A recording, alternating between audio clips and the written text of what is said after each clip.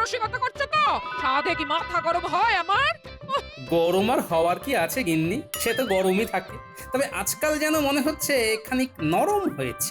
এ আমাকে তুমি চাই বলো, আমি তো আর অমানুষ নয়। চাষবাস সামলে আবার রাজসভার কাজ, সেখান থেকে ফিরে এসে মাঠে গিয়ে জমিতে জল ধরানো, একা হাতে সব সামলাচ্ছ? হ্যাঁ? তুমি কিচ্ছু ভেবো না দিদা, আমরা দাদুকে চাষের কাজে সাহায্য করব। ছোট হলে কি হবে, আমরা কিন্তু দারুণ কাজের। দরকার পড়লে আমিও হাত লাগাবো দাদু। ব্যাস ব্যাস ব্যাস, এই তো তোমার বাচ্চা বাহিনী এসে গেছে। এবার আর কিসের চিন্তা তোমার? হ্যাঁ?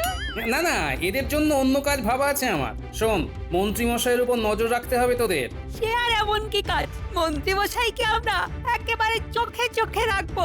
কার কার সঙ্গে মন্ত্রীমশাই দেখা করছেন, কি কথা বলছেন, সব তোমাকে এসে বলবো দাদু। ব্যাস ব্যাস, তাহলেই হবে।